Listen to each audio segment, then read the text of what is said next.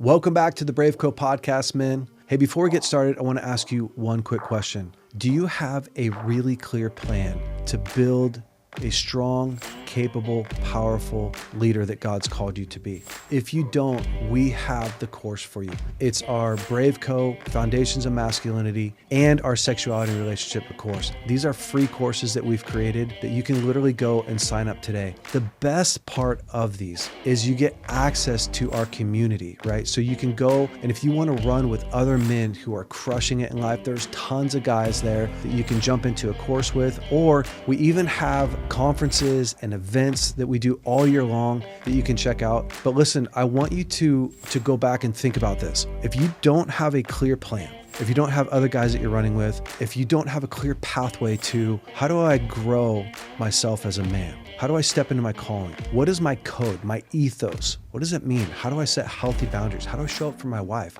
How do I do emotion-based communication that creates deep connection in my family, in my marriage? Guys, we lay it out so simply for you. And honestly, I've seen so many men go through this and get complete healing on the other side. So we want to give that to you for free.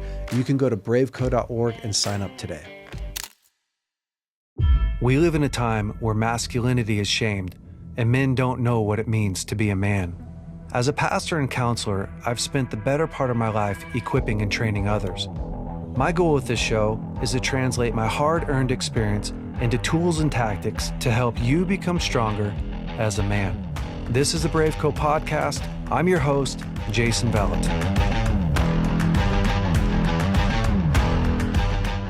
Welcome back, BraveCo men, to the BraveCo podcast.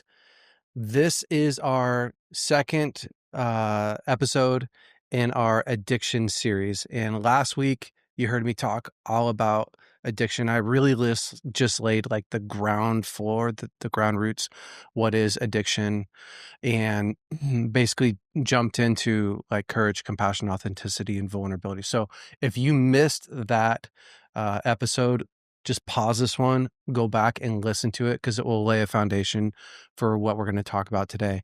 Today, I'm really excited. If you are a frequent listener to the BraveCo podcast, you have seen this man before.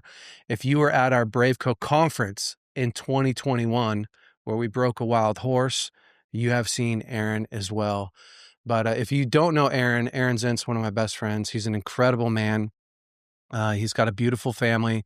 He's been a husband for a long time. He leads our local men's, the Whole Man Project, helping men get free of sexual addiction, helping them build strong, resilient lives, work through pain, break shame, all that kind of stuff. So Aaron, thank you so much for coming on, man. Yeah, thanks for having me. Yeah, I'm excited for today. Likewise.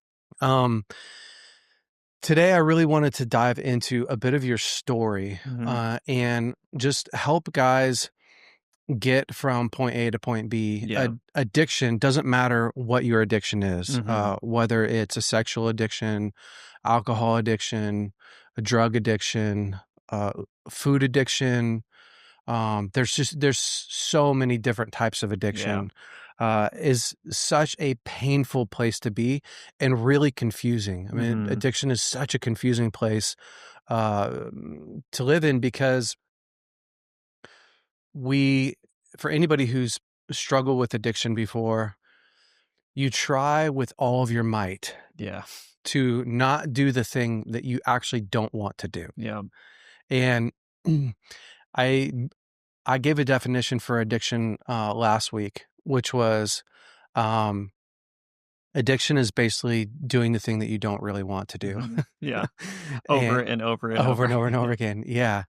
And giving up the thing that you want for the thing that you don't really want. Yeah. Which I think is maybe a more pure form is I give up this thing. I really want this thing, but I'm giving up this thing for this thing over here. Yeah. You know, I give up a beautiful relationship with my wife for pornography.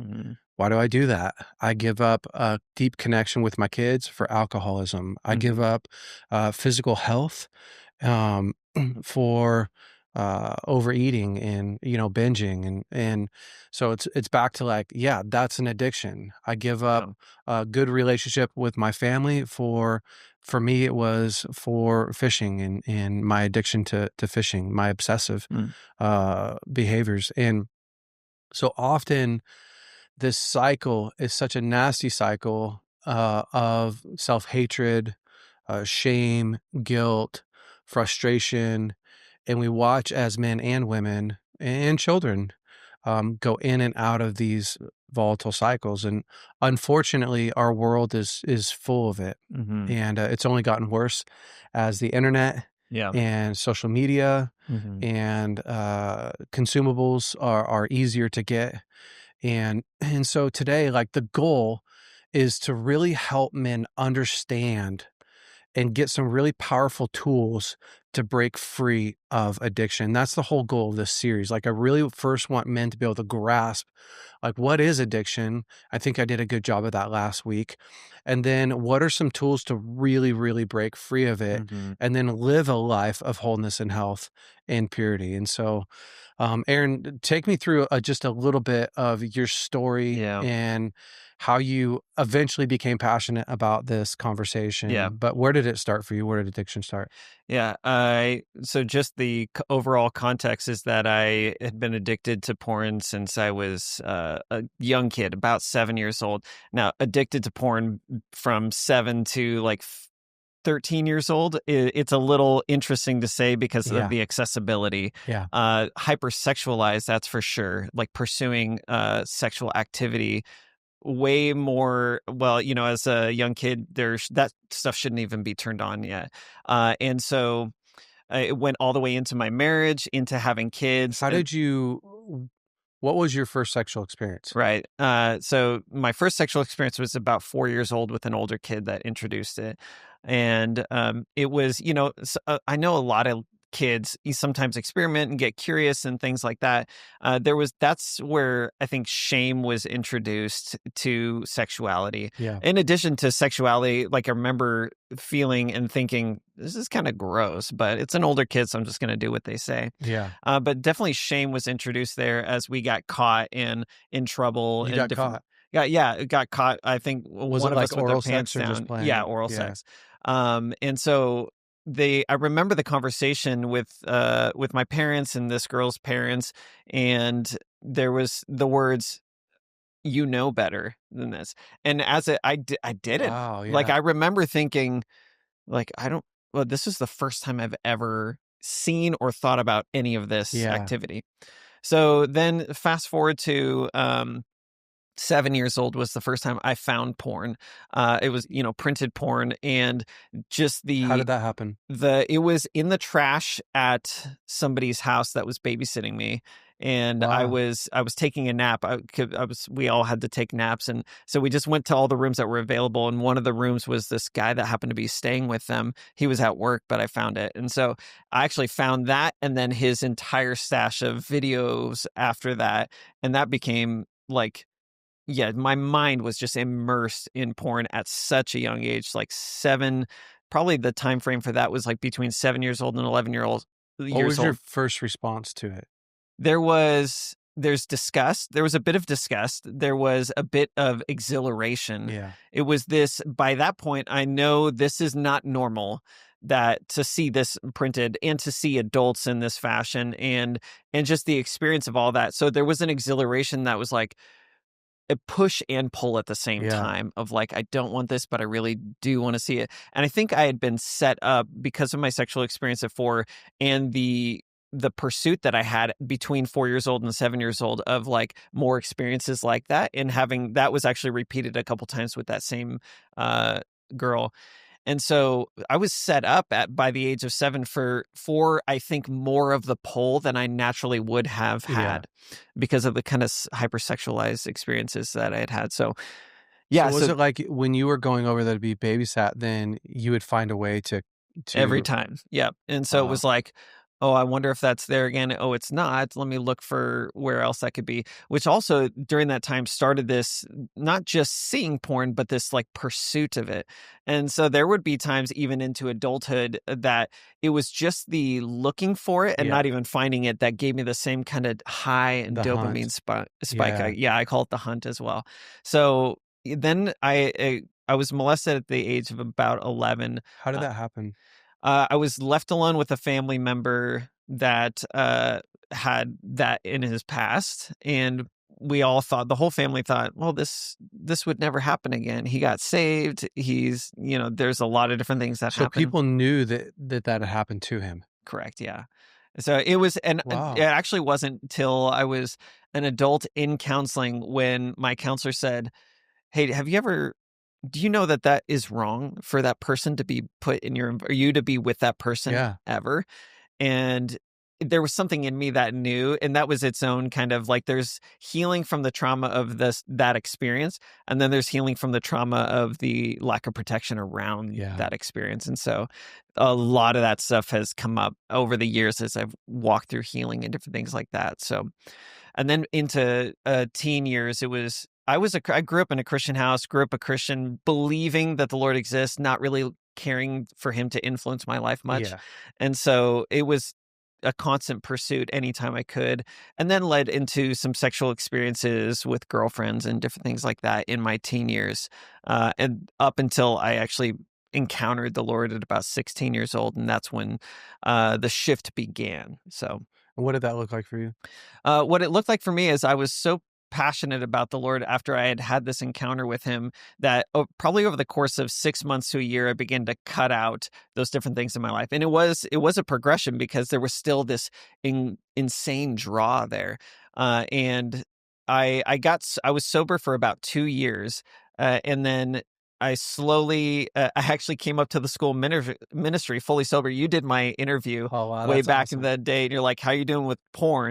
And I was like, "I took care of that. It's all good," and which was true in that time. I had sobriety, and it wasn't until I got to school ministry and throughout my time there, and this wasn't to do with the school ministry. It had to do with a lot of different factors, but it slowly but surely crept back in. So it wasn't until years later, after the school ministry, after I've been married, after I had kids, that I started to actually address all the underlying issues. So there was some help that I had in those years of sobriety, in that my passion for the Lord, I was full of purpose, full of drive. I had all these people surrounding me. I was the opposite of isolated in that time. And so there's those things, you talking about isolation and connection last week, that those things were like what kept me sober during that time. There was some underlying pain that hadn't been addressed. There's some underlying fear and passivity that hadn't been addressed. And then there was a deeper level of connection that I didn't really know was possible. The vulnerability part, I didn't know anything about that. I wasn't really modeled that, didn't really understand emotions. So all that stuff came later. That's wild. Yeah. No, I mean, it makes a lot of sense. Mm-hmm. It's really confusing. Yeah. It really is. I think the confusing thing about addiction is you can think that you have it whooped, and then you get into another season, and all of a sudden you're doing the thing that you how did this happen? Before. Right. And it's such a confusing thing. There's something, there's things I like about 12-step programs and things that don't totally jive with my core values. One of those things that I feel attention on is how they always introduce, "Hi, my name's Aaron. I'm a sex addict." Yeah. And so we going, hey, that's actually not an identity that we want to take on. We realize some power in that. I know the reason they do that is because one thing is they never want you to forget, hey, this is always an option. Yeah. And so I do like that for that aspect, though I don't want to declare that ever. What I do want is the humility to say, if I don't take good care of myself, and if I don't do the things that got me here, if I don't continue to do the things that got me sober, then I will go back to that thing. And so the idea that, I've been set free in such a way that I don't have to take good care of myself. Nobody would say that outright, but that is actually what our behavior tends to produce. Yeah. I've been set free, therefore it doesn't matter what kind of movies I watch. Yeah. It doesn't matter how... I have ultimate freedom. Yeah, ultimate freedom, and therefore I can do a bunch of stuff that would be what Paul would say is unhelpful. Yeah. Everything's permissible but not profitable. That would be one of those areas that you can get confused in and then go, wait, how did I get here? And upon reflection, like when I'm doing life coaching with guys in this area and they're in that same spot, they're like, I haven't looked at it for 2 years plus, and then this happened. There's always a trail, a breadcrumb trail that has led to that thing. It's true. Where did you Did you get back into pornography before you started dating Jenna or after? Yeah, it was before I Before. started dating her. So when you were dating her, had you had it under control or? No. At the time I would have said yes, because it was probably once every 3 months, and so Yeah. for 3 months, I thought I was awesome. I Yeah. thought I, like, could write books about it, and then 3 months would happen, and then I'd relapse and, like, "Oh, what the heck?" You know what? It's this one-time thing. I didn't really know how to look for the breadcrumb trail to actually see what was underneath and what was creating that. Thought it's just lust, and I could just gotta do better to resist, and a lot of it, too, wasn't outright porn, so I felt also that I had Yeah. more justification to go, like, "This isn't that big of a deal." Yeah. So I minimized a lot of it. Yeah, it's just a bathing suit. It's just a Yeah, bikini. It's just exactly. yeah. Yeah. I wasn't really trying to see that Mhm. that type of stuff. Yeah. Yeah. Let's get into a bit of. I've heard you say that porn is not the problem; it's the Mhm. solution. Mhm. Can you like take us into that? Yeah. So porn is not the thing that we're actually aiming at when we go after this issue. Because if we think porn is the issue, then the best course of action is probably just to lock yourself in a bunker and Yeah. live the rest of your life there, and you'll be totally fine. Yeah. If that was the real problem. Because it's not the real problem, we have to go, well, what is the real problem? And why is porn feel like the ultimate solution to those problems? Yeah. And so porn, when I say porn is the solution, I always add after that, it's a damaging, unhelpful solution, Yes. but it's the solution we've chosen that feels like the answer in these moments to these things here. Yeah. And so these things here, the things that I identified, and this was through a course of beginning to address them in my life and then find out that porn had less of a draw as a result of addressing these. It wasn't, I had, this was laid out, and it actually was laid out in scattered forms, but it was trying to like synthesize it.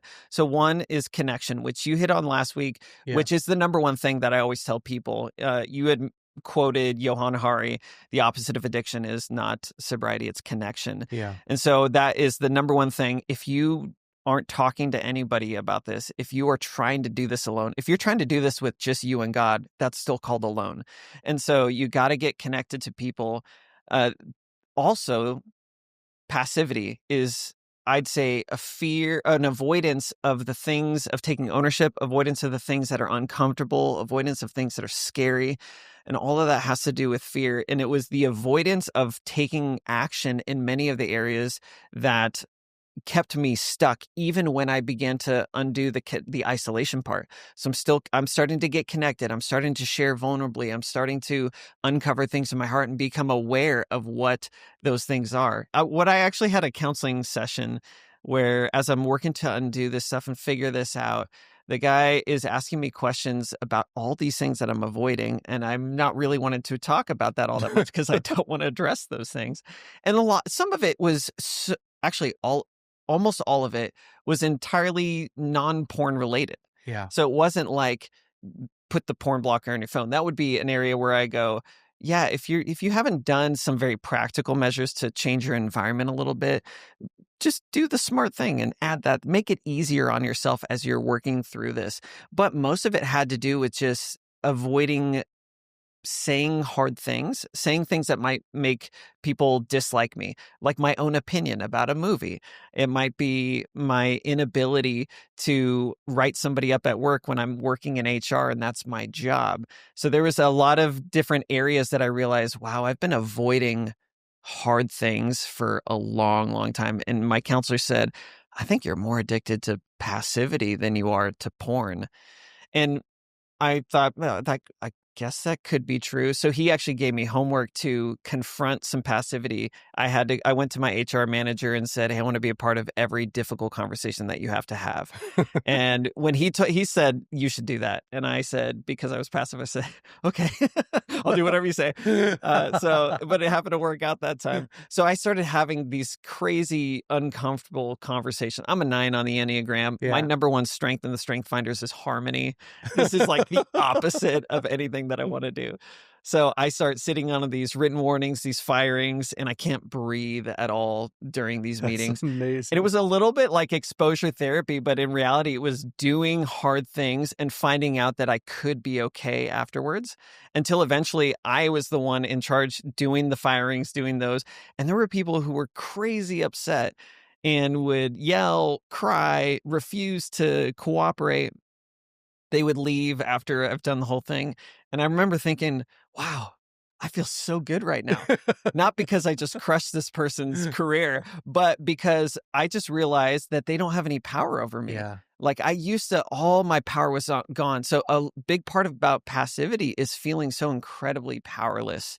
And when you feel powerless, you reach for things that makes you feel powerful.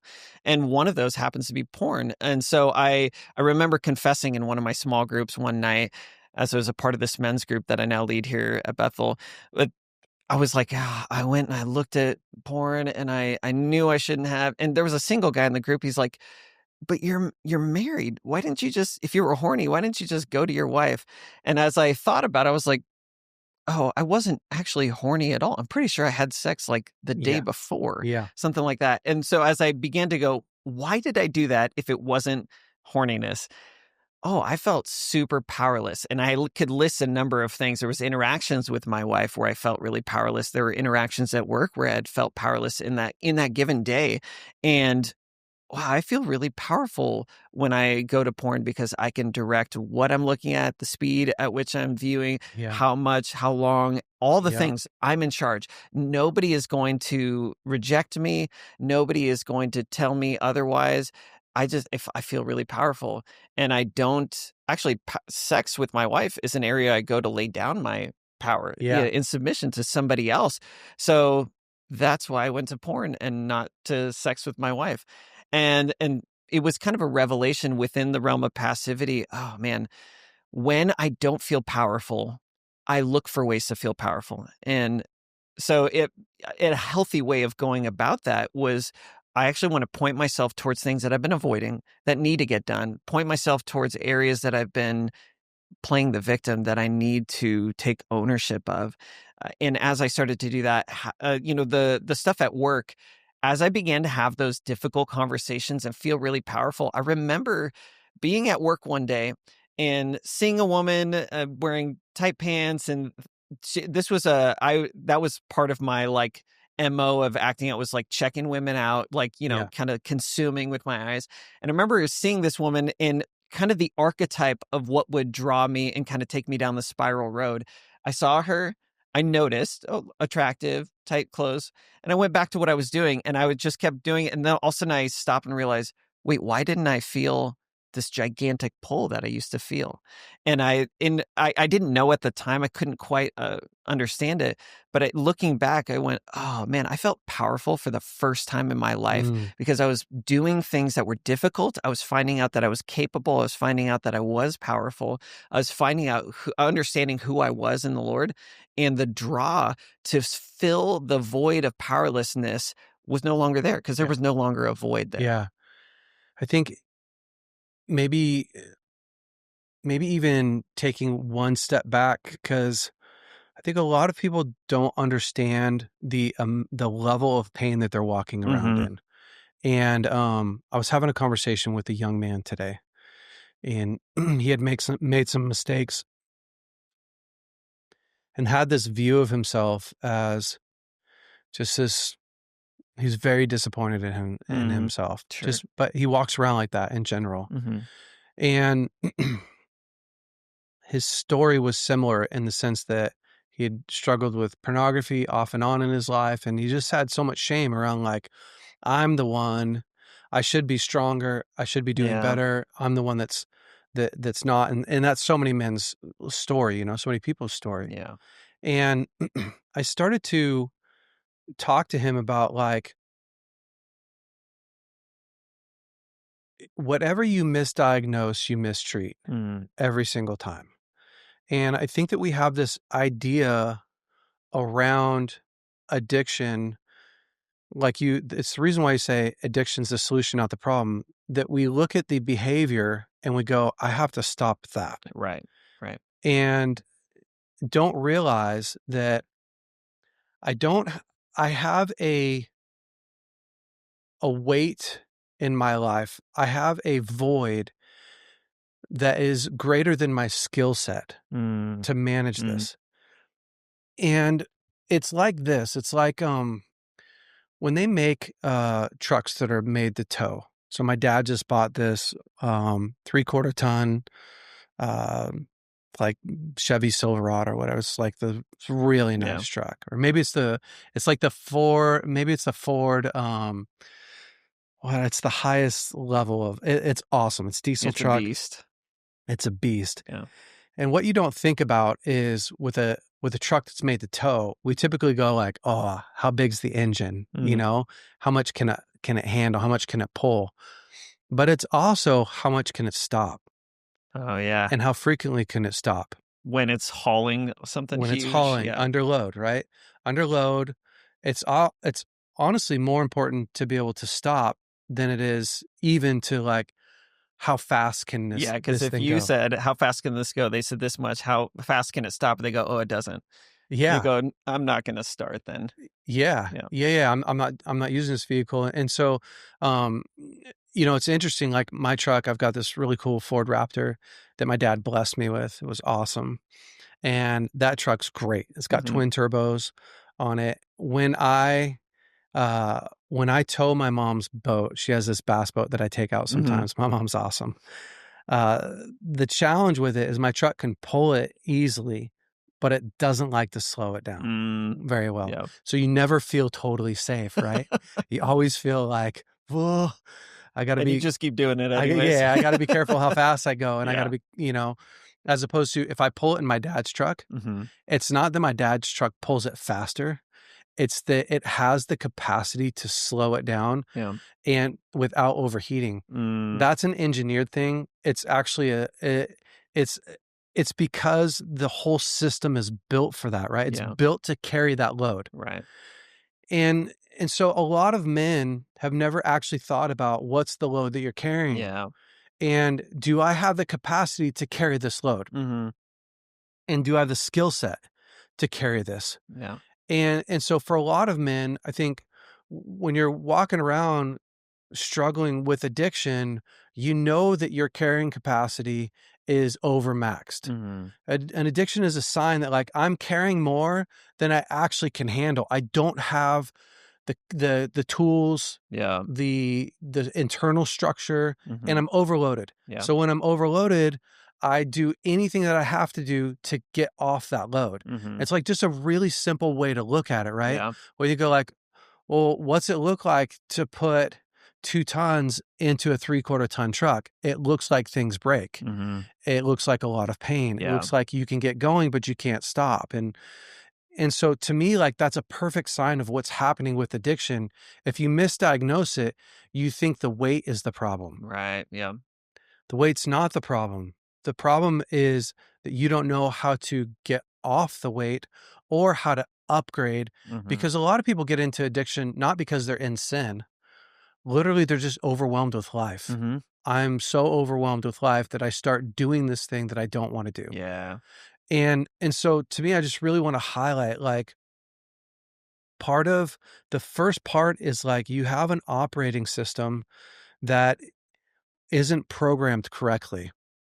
And you get wired at a really young age, which you got wired at 4. That wiring happened. I just want to like really help guys. Like wiring happened towards, it's part of the innocence got taken from you, but you were exposed to this world of sexuality, but also shame. You know better. You didn't know better. You learned that you needed to hide. Your parents didn't ask you any questions like, are you okay?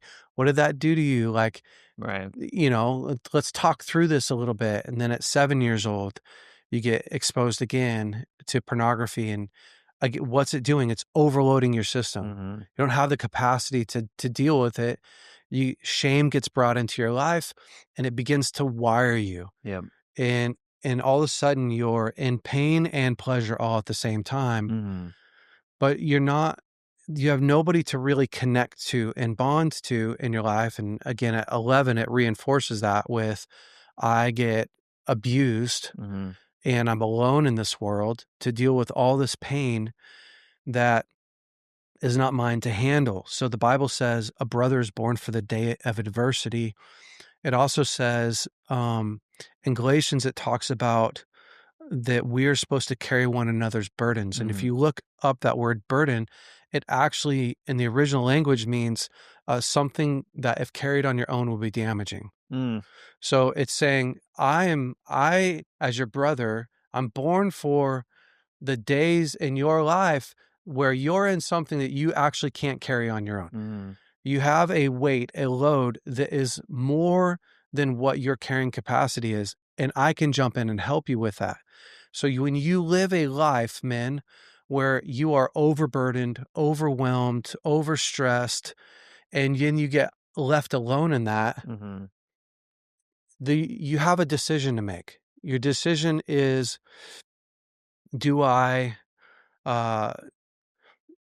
ultimately the decision is, how am I going to navigate this really stressful environment? Yeah.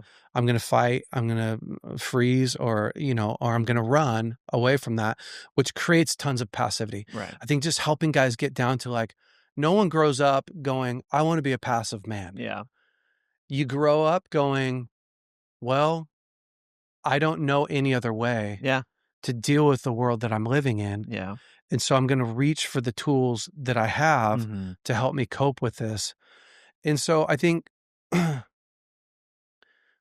passivity, you explained it really well in going into detail. Like the challenge with passivity is it puts you in this place of utter dependency on the world around you to change. Yeah. Yeah. Right? Like I need everything else in my life to be different so that I'm okay. Yeah. I don't take any ownership. I don't step up. I don't know how to jump in. The challenge, I think, is it takes a skill set to go from being powerless to assertive, right? Passive to assertive. There's a skill set there. What was the hardest part for you in that? The hardest part was, I think it was the ability to believe that I could be okay doing this really difficult thing. And I go back to partly connection. Like you gain courage when you share your burdens with other people. When other people go, "Oh, you're doing this hard thing. Good job, man. I'm behind you. How did it go last week?" That is the idea of connection and the vulnerability of this is totally scary to do, and have a guy go, "It totally is. You can totally do this though." Yeah. So I gained some courage from other people, and then also having some understanding and compassion for where these strategies of passivity came up, that helped looking back at my past and going, oh, that contributed to this, which contributed to this, which formed a mindset and a belief system around this. And so now a lot of this is working to unlearn that I can't be okay unless I avoid uncomfortable situations. And so it was a lot of compassion and understanding. As long as you think I just am a coward, if that's the mindset you go into, I got to stop being a coward. There's a natural expiration to any time that your identity and your actions aren't the same. That's if true. There's a dissonance between what I believe to be true about myself and what I do, your actions will there's an expiration date to it. And so part of that too was uncovering, I'm not just a sexually perverted, broken man. I have a lot of pain from my past that has taught me strategies for how to cope, like you said. Yep. And so understanding where that pain came from, walking through healing process, a lot of that was through counseling. A lot of that was through small groups that I was a part of. And so it's kind of a both and. It was a symbiotic relationship where I'm addressing identity and pain issues, and then I'm taking action. In the passivity area, I'm actually taking action, because just addressing the pain and the identity issues without actually taking a step to do something courageous, there's also kind of a stalling out that happens in that.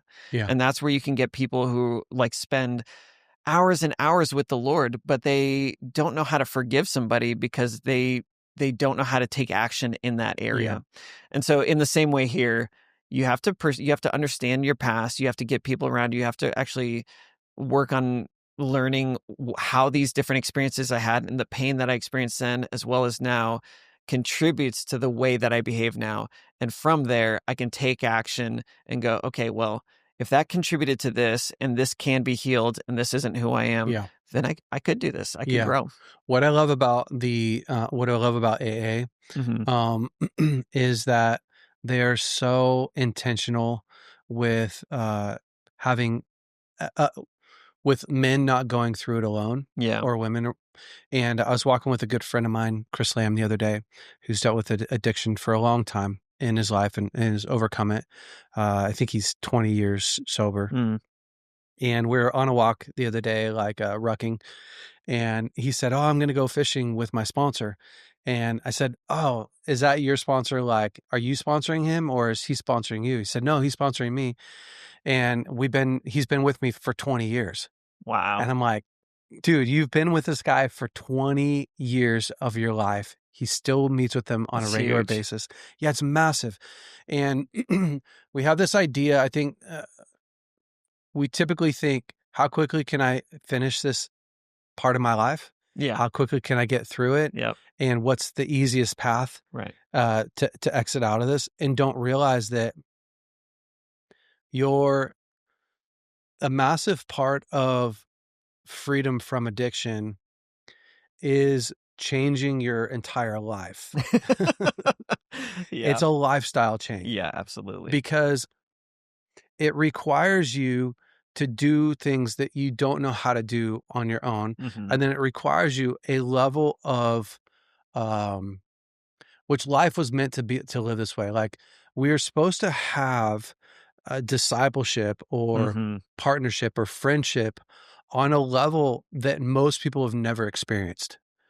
And when you look at the Bible, Jesus's model of friendship, of discipleship, is the level that God has really called us to live. Mhm. And so the challenge is, like, we have a 2025 world with we're living in a world that doesn't really foster the level of connection, interaction, intentionality that is absolutely necessary to live with. Mhm. And so it's hard for men to wrap their mind around, like, okay, I'm not just going to go to counseling for 6 months or 3 months and solve this area in my Yeah. life. The real solve is living inside of a really tight-knit group of friends where I can feel safe, seen, and known, where I can feel respected and Mhm. and nurtured and loved, where I can show up, where I can be held to this higher standard. And that is a complete life change. Like, I Yeah. think that when you go to counseling, you're going to address your pain. You're going to find your triggers. You're going to get a skill set. Yeah. You're going to learn how to do the things that you couldn't do before. You're going to understand your life and be able to really piece together, oh, this is my life story and this is how it's affected me. Okay, cool. Now you have to go live every single day attached to this level of nourishment where you're giving and receiving Yeah. that keeps you in a healthy whole life. Mhm. That's the big challenge. Yeah. Yep. In Proverbs, I can't remember the reference. Somebody should look it up for me. Yeah, But ChatGPT. it says that to the hungry, anything bitter is sweet.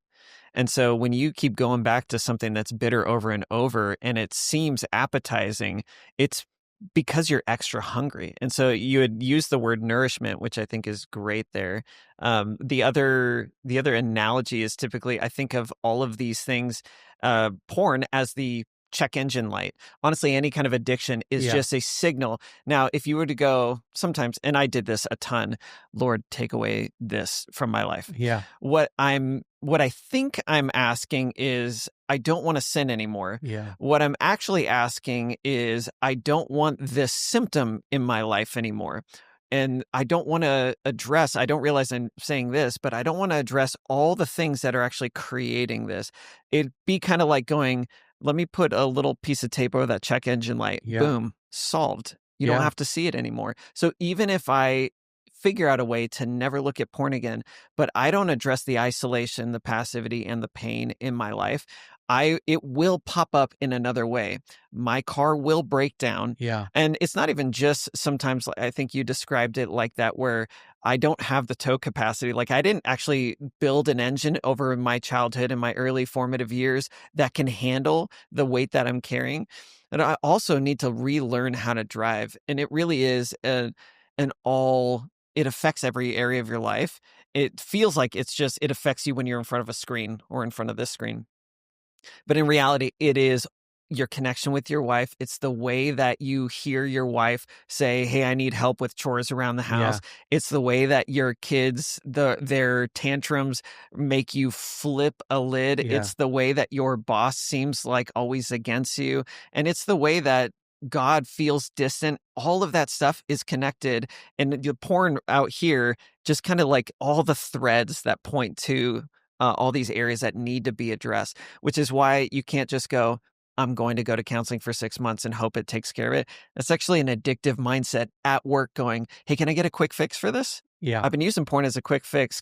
God, can you give me a quick fix?" Yeah. And I think in his mercy, this is why I think, the Israelites wandering around the desert, there's a mercy in that, because if they walked into the promised land with feeling like they're grasshoppers to these other people, they would have been annihilated. Yeah. And so in his mercy, he goes, let me help you unlearn the slavery you've learned over 400 years, so that when you go into the promised land, you have what it takes you have the tow capacity at that point.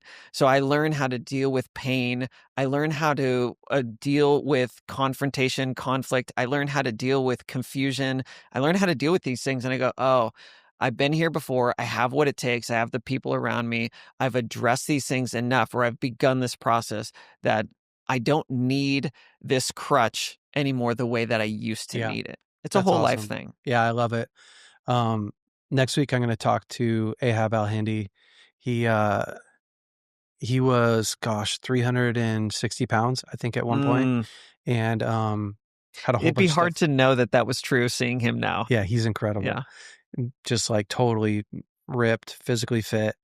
We're going to dive deep into like what his really practical process was to get there. But what I love, Aaron, is you've been spending so much time walking men, hundreds of guys, through the process of identifying what's going on in their life, giving them the tools to really break those cycles, unpack the pain in their life, and then put them into a community, accountability, health, and wholeness, so that they could actually live out the life that they want to live. And I know that you're starting a group up here pretty soon for guys. And I just wanted to mention it on the BraveCo podcast, because if you guys are in a spot where you're like, man, I've been battling addiction, whether it's pornography, alcohol, but you've been battling addiction for a long time, like I'd really would be encourage you guys to look at what Aaron's doing, and maybe to jump into it, check it out, and to allow yourself to gain a skill set, to gain the help of somebody who has walked that path. And Aaron, do you want to just talk a little bit about the course that you're going to do? Yeah. So I have a video course that we do within the context of a small group over a 12-week period. And a 12-week period is not meant to go, hey, join this and you'll never have an issue again. It is meant to say, let's, through the video series and through the small group that we meet every week, is meant to go, when we say porn is not the problem, it's the solution to these problems. It is actually addressing those specific things in your life. It is an understanding of addiction and how that process works. And it is practice in actually implementing the things that I talk about in there. So for 12 weeks, we, a group of guys, we meet every week and we talk, we all share, confess, but also the things that we just watched in the video the week before. What is the areas of isolation? What are these areas of passivity? Do I actually know these parts of my story? Have I ever engaged those different things? And so we go through that together. So the next round of that is coming up here, August 22nd. I'll be doing start one that'll meet on Fridays at 3 p.m., which I did that one specifically because I know there's some Aussies that have been like, hey, your Saturday at 8 a.m. is like 1 a.m. for me. Can we try something different? So Fridays at 3 p.m. starting August 22nd. And then Saturdays at 8 a.m. starting August 23rd, 2025. I'm going to max it out at 6 guys per group there. And if there was more guys that wanted to do it, I could find another time. But I wanted to create an opportunity because I found these guys that have gone through this have done this for a couple years now. What they wind up walking away with is, oh, I didn't realize I was starving for so long. And that's how I was feeding myself. Yeah. And so then they go, okay, what do I need to do now to continually nourish myself so that that stuff doesn't look as appealing as it once did? And then beginning to walk in that. So that's the point of the group. It's called Numb to Known, which is based on the book title, my book. And so, yeah, you could check it out. Pillar.io/the Zints. There'll be a link in the show notes. Yeah, we'll put a link in the show notes. Great. Yeah, that'll be awesome. And then I'll also post it on my Instagram so guys can check it out there. You have an Instagram as well? I do not. You don't? Yeah. Okay. I think I do. I just don't do anything with it. I'm not great at this kind of stuff. That's all right. Yeah. I'll post it and guys can check it out and jump on there. BraveCo men, I hope that you enjoyed this week's episode. If you have some guys in your life that you're on this journey of growing and learning and running with, send them this episode. You guys can sharpen up your tool set to how to really walk healthy and whole and break addictions in not just your life, but in other men's lives. But thanks so much for listening, and I will see you next week on the BraveCo podcast. Hey, BraveCo men. Hopefully you loved this week's episode. Listen, if you have not subscribed to our podcast, you are already behind. Go ahead and click right here to subscribe to our podcast. And if you have not watched last week's episode, you can click right here and watch last week's episode. And listen, if you want to upgrade your wardrobe, you can check out some of our new hats that we have in stock and all our other swag. Go to braveco.org and you can look at our store there. Have a great week. We'll see you next week.